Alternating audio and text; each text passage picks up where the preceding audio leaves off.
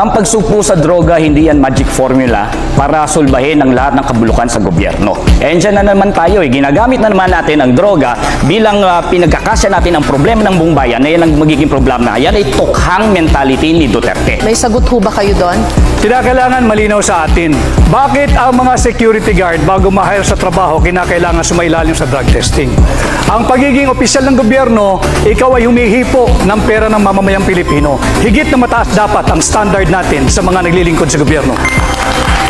Attorney Espiritu? Bakit hindi tayo magkaroon ng competency test, integrity test, honesty test, at mahigit sa lahat, pro-masa test? Yan ba yung bangayan ni Marcos at Duterte? Yan ba may kinalaman yan sa sahod na hindi nakabubuhay ngayon? Yan ba may kinalaman sa kontraktualisasyon na nagpapahirap sa ating mga manggagawa? Yan ba may kinalaman sa kahirapan? Yan ba may kinalaman sa presyo ng mga bilihin? At yan ang mga nararamdaman ng taong bayan sa ngayon, hindi yung bangayang Marcos at Duterte.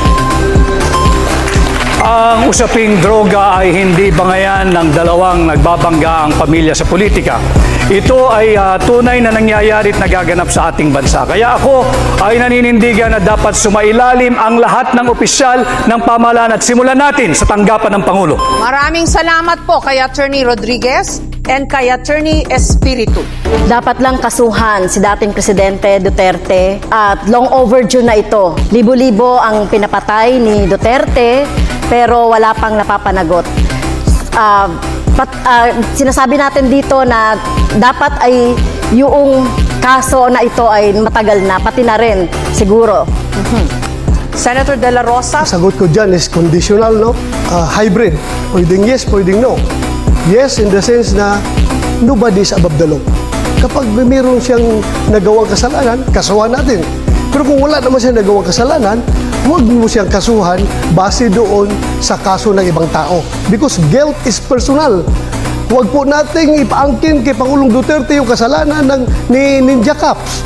Kaya po, after 3 years na tapusan sa pagkulong, walang kaso. So, mismong siya, si President Duterte, ay umamin na pumatay siya ng tao. Kaya kailangan siyang kasuhan.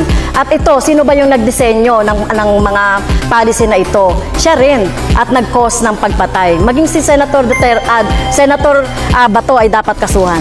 Gigil na gigil kang kasuhan si Pangulong Duterte at ako ng mga kaso na hindi mo kami malilink.